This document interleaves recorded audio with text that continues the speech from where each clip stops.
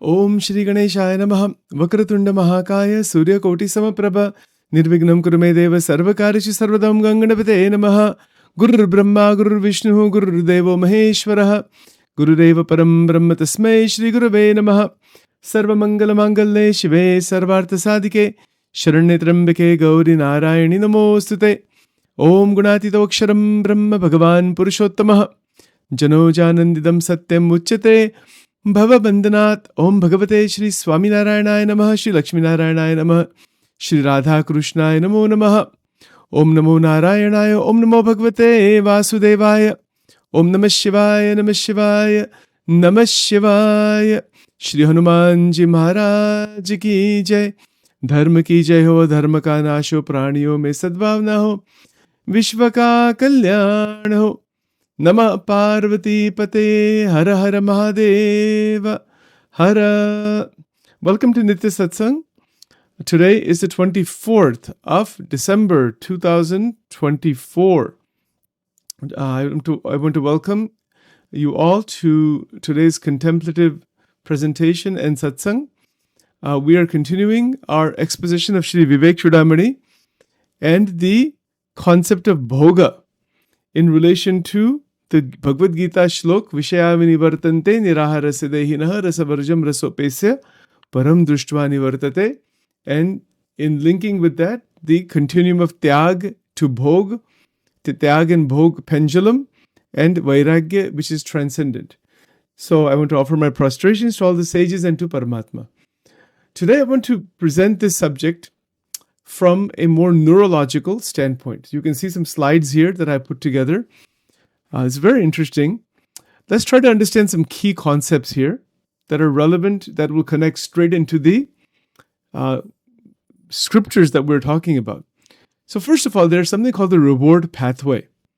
The reward pathway is a network of brain regions that are activated by natural and artificial rewards, such as food, drugs, and the sexual process. It plays an important role in our behavior and decision-making processes, affecting our health and well-being. So the brain, our brain, everybody's brain, has this reward pathway. What does it do? It is modulating the experience of enjoyment, of pleasure, of seeking rewards, artificial rewards of different kinds. Well, what's a reward? What is that actually? It's experience, it's pleasure, it's sukham. It's what Shankaracharya ji is saying bhoktaram. That word bhoktaram, if you really want to understand it properly, we have to go into neuropsychology to really grasp its meaning and then to experientially look at it. So the reward pathway, which is a certain pathway of connected neurons in the brain, is activated both by natural and artificial rewards, food and drugs and sexual activity. The release of dopamine in this pathway reinforces behavior that is associated with rewards, shaping our decision-making process. We make decisions, but the decisions are made based on the experience of bhoga. Otherwise, the person won't go in that direction. Why somebody will do that? Say, for example, if I'm hungry, if the force of hunger is there inside my mind, inside my body, in my brain, which is part of this reward pathway, if it's there and I want to satisfy the instinct, I'm going to search for food. I'm hungry, or I'm thirsty. It's very instinctual, it's basic. And that's part of the survival mechanism. That's the way Prakriti has put this together. Now, to understand this a bit further, why? Somebody will ask the question, why God has created this mess like this? Put this hunger and thirst and all these instincts and you have to keep taking care of your body and cleaning the body and making sure it's healthy, and ye sab kya hai? Why would anybody create anything so terrible like this? That you have to have all this continuous uptake and upkeep but Bhagwan doesn't have better intelligence than to create some terrible place like this sansar with all the wars and problems and all the ego, and why is all that? See, people ask this question. It's a theological question. There are many answers. I'll give you my perspective and you can come up with your own if you want. It's been analyzed for thousands of years, the same question. Why all this? Well, there is a tattvic answer from Advaita and from Vishishtadvaita. One has to go into थोड़ा तत्व ज्ञान में जाना पड़ेगा इसके लिए. The Jivatma is not the Paramatma. Many people think Jivatma, Atma, so Paramatma. That's not really true. This is my commentary and based on scriptures and all that. Jivatma is like the Paramatma. Jivatma is inside Maya. This is the fact. Even Shankaracharya Ji will say this. If you ask the Advaitic scholars and Tattvagnanis, the students of Advaita and the Acharyas of Advaita, if you ask them about Maya, they don't really have any answer. Even Vivekananda Swami was asked by one of his disciples, one of his students, Maharaj, tell me about Maya. He says, ask something else, don't ask this. Advaita Vedanta doesn't have any answer, really, as far as I know. They have answers, but they are not satisfactory. Not a single answer is satisfactory. In Advaita Vedanta, it's a big flaw in Advaita Vedanta. It's not just a flaw, it is a massive deficiency in Advaita Vedanta. Iska koi uttar hi nahi hai. How the Brahman became Agnani? How is that possible? If there's only one, how the one is dreaming itself into its own bondage? There's something fundamentally not right about that. So the other acharyas stated, no, that is not what has happened. The Brahman or God, in simple language, doesn't become the Jivatma and get tormented inside this sansar. How can that be? Is it true that Paramatma has become into the ant of the body and into the body of an ant and a frog and a tree and has become Hitler and has become Mussolini, has become all these other politicians and hateful people? You're saying Paramatma has become all this? That's what Advaita is saying. How can that be? So all the other acharyas disagree with this. Ramanujacharya, except Shankaracharya. Shankaracharya ji presented this from a sthiti. उनकी स्थिति ऐसी थी, इसीलिए उनको ऐसा दिखता था. ऐसा एक्चुअली नहीं है. This clarification is in Vachanamrut, Garada Pratham 39 and 40. See how interesting this becomes. If we say that the Bhagavan has become the multiplicity, Ekoham Bahusyam Prajayate, ये वेद की स्तुति है. Then the brain and the spinal cord and this body and the neurotransmitters, hunger and thirst and infatuation and anger and lobe. Are you saying that Paramatma becomes angry and has lobhi and is greedy and has vasanas? Is that what Paramatma has become? How can that be? See the problem in Advaita Vedanta. इसमें बहुत serious problems है from a more philosophical and from a logical point of view. How can that be? Advaita means only one. There's only one dreaming as the many. Okay. Is it wrong? Is it right? It's not a matter of right and wrong. It's a matter of realization. If Sachin moves out of the mind-body complex and goes into Nirvikalpa Samadhi, there's no Sachin. There's the Atman and the Brahman. उसमें तो कोई जगत है ही नहीं. Then from that standpoint, there is no Jagat. Brahma Satyam Jagat Mithya. But according to Vishishtadvait and all the other Acharyas, Chaitanya Mahaprabhu, etc., Bhagwan Swaminarayan, all of them, Vallabhacharya ji, Nimbarkacharya ji, all the main Vedantic Acharyas after Shankaracharya, they say no, Brahma Satyam Jagat Satyam. Even Ramakrishna Paramahansa, now the more recent research by Swami Medhananji in Ramakrishna Mission, you can look him up. He's done a lot of research on this.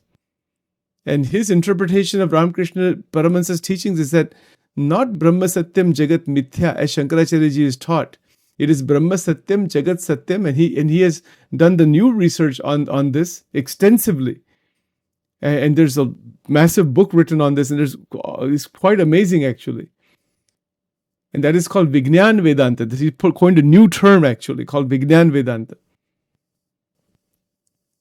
And that is in alignment with Vachanamrut also, very much so. The point is, this is very mysterious. We have all kinds of desires, all kinds of bhog. This is our experience. That's all our experience. We don't know what is Atman and Brahman and Paramatma unless you go into Samadhi.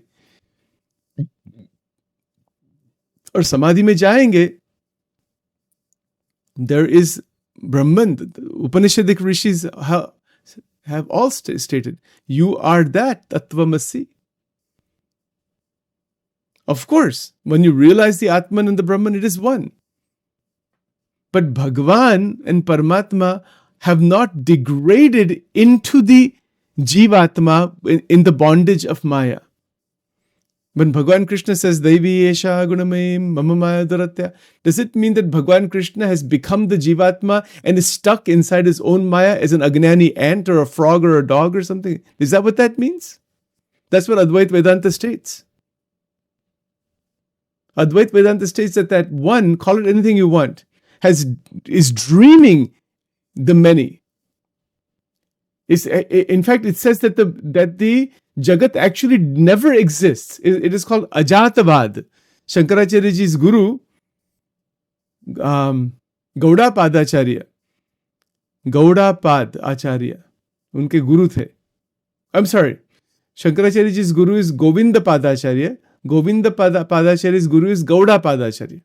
And Gauda Padacharya's Siddhant is called Ajatavad. That the world doesn't exist at all. वो है ही नहीं. It's called never born.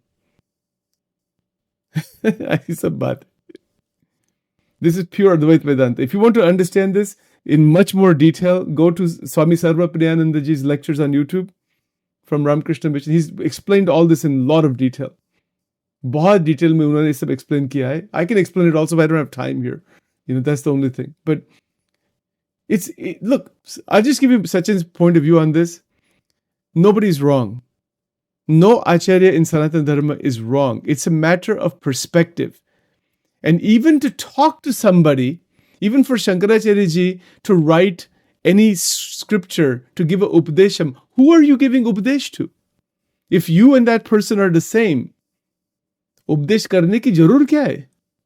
How can you even talk to anybody? How is there even sense of me and you? Where did that come from? So we can say, well, that's Vyavarika Satyam. But that's a cop-out. That's not really a convincing answer, in my opinion. You can say Vyavarika Satyam, Pratibhasika Satyam, and Paramarthika Satyam, but that's not really a satisfying answer to the question of pain and suffering and problems and the multiplicity and diversity. So then the Advaitic reply to that is that you're asked that the question disappears. You're asking why Maya exists. This question is coming from your buddhi. That question disappears when you realize the Brahma Tattva. Wo bhi ek baat satya. That makes sense to me. To Sachin, that makes a lot of sense. It's like asking.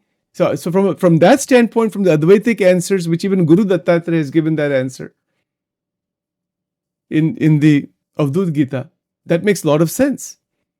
It's like asking, why does darkness exist? We don't know why it exists. But if you ask the sun, is there anything like darkness? The Surya Narayan kehte, andhara jaisa kuch hai hi nahi. Isn't it so? If we are living inside the Surya planet, and we have become the Surya only, to hamara sharir wo tattva bhi Surya tattva hi hai. The concept of day and night is not there. Isn't it so? The concept of day and night comes about when we have distance from the Surya. When we are away from the Surya, that distance from the Surya Narayan, like the planet Earth is on a distance, is rotating. You get some light, then you have dark light, dark day, night, seasons, this thing. None of that exists inside the Surya. As you get closer and closer to the Surya, let's say through a spaceship, eventually there's only light. This is Brahma Vidya. This is Vedanta. Advait Vedanta ki ye baat hai. But from where we are, we have all these questions, why this is there and why this pain is there. छोड़ दो ये सब प्रश्न, ब्रह्म का ज्ञान, ब्रह्म ज्ञानी बनो, डूब जाओ भक्ति में, ये सब प्रश्न आते ही नहीं. That's amazing thing. But from where we are, it's okay. We like to play these games, intellectual game है सब, और कुछ नहीं इसमें. अनुभवी आनंदमा ब्रह्म रसना भोगी रे जीवन मुक्त जोगी. We looked at that before.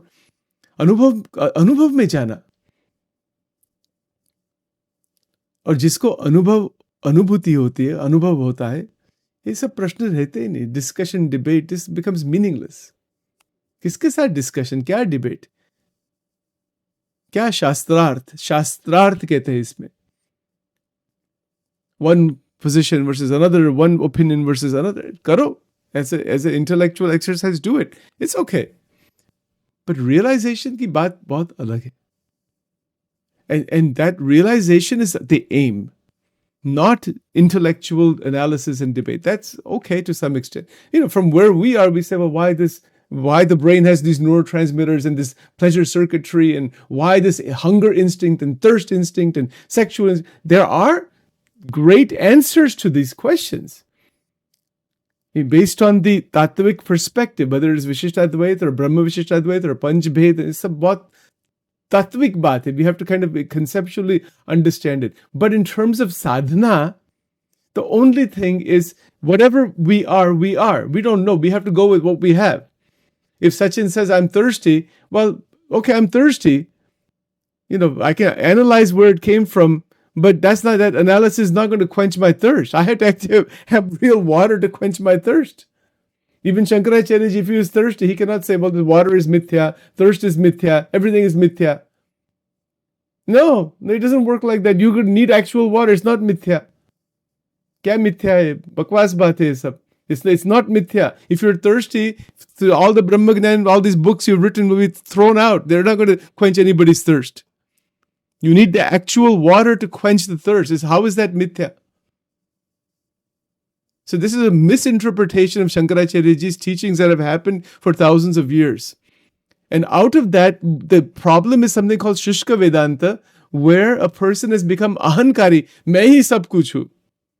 There are sannyasis like that, even in India today. किसी को वो नमस्कार भी नहीं करते, and मंदिर में तो जाते भी नहीं कभी. इसलिए मंदिर में क्या जाना? ऐसे सन्यासी है. Even today they're there. They're roaming sannyasi. And they're very awakened in many ways, but they have a lot of I mean, I don't want to take their fault or anything, but bhakti नहीं है उसमें, उनमें. वो कहते भक्ति is अज्ञान. किसी की भक्ति करनी is dualistic. We are one. There's only one. Not only we, there's no we. There's only me. मैं ही हूँ. मेरा ही सब प्रकाश.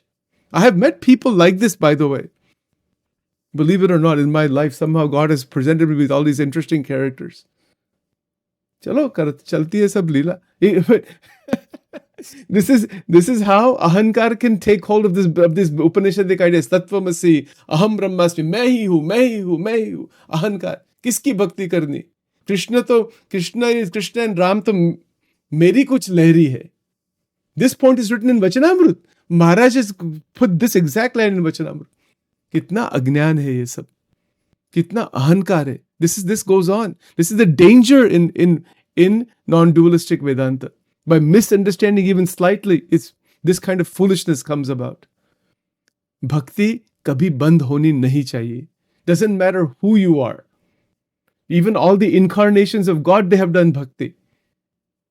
Do you know that Bhagwan Krishna in the Mahabharata has spoken the Shiva Sahasranam? Why he has to do that? Bhagwan Ramchandra ji worshipped Bhagwan Shankar throughout his life. The Devi worships Shiva. Shiva worships Vishnu. Vishnu worships Mahalakshmi. Everybody worships somebody. Hanuman ji worships Ramchandra ji. ऐसी एक भी अवतार नहीं है जो भक्त नहीं है. Even they are gods, but they're always doing bhakti. So the biggest mistake anybody can make in spiritual path is to stop bhakti. कितनी भी स्थिति में आ जाओ, ब्रह्म स्थिति में, इसीलिए भगवान स्वामीनारायण उन्होंने क्या किया? I'll end with this. I took a little extra time here. He said, bridge the Brahmic state. Yes, aham brahmasmi. Aksharam aham. I am the Brahman. Nijatmanam Brahmarupam. This is Vedanta. That in that state, have bhakti of Parabrahma. Aha. That's the $1 billion combination. It resolves all of the difficulty. It is called Brahma Swarupini Bhakti. बहुत amazing बात है ये सब, but I'm putting it here in some simple language to show these beautiful interconnections. There's big questions in philosophy, but the point is, we have this life that we have is real. जागृत स्वप्न सुषुप्ति अवस्था, वो अवस्था है जो समाधि में ही रहना है, तो फिर तो शरीर भी नहीं रहेगा, शरीर भी नहीं रहेगा. The body is there to experience this world. Respect that power of Paramatma who has given the body to experience the world. But the question is, in that experience, can we appreciate the glory of Mahamaya, respect her and glorify her, and at the same time recognize the binding as well as the liberating possibilities within Mahamaya? चलो आगे की बात आगे. Let's continue tomorrow on this thing. Om Dhyanamulam Gurur Murti Mantramulam Gurur Vakyam Pujamulam Gurur Padam Mokshamulam Gurur Krupa Om Kara Charanakatamba Kayajam Karmajamba Shravananayanajamba Manasamba Paradam Vihitam Sarvame Tatshamasva. जय जय करुणाब्दे श्री महादेव शंभो. ओम दिवलिंगाय नमः, ऊर्ध्वलिंगाय नमः, आनंदलिंगाय नमः, चंद्राय नमः, सूर्याय नमः, नक्षत्र विक्रमते नमः. ओम कालकंटकटाय नमः, ओम ब्रह्मचारिणे नमः, ओम नमः शिवाय नमः शिवाय नमः शिवाय. ओम दुर्गे दुर्गे रक्षिणी ठः ठः स्वाहा. ओम श्री राधा कृष्णार्पणमस्तु. ओम ह्रीं स्वाहा.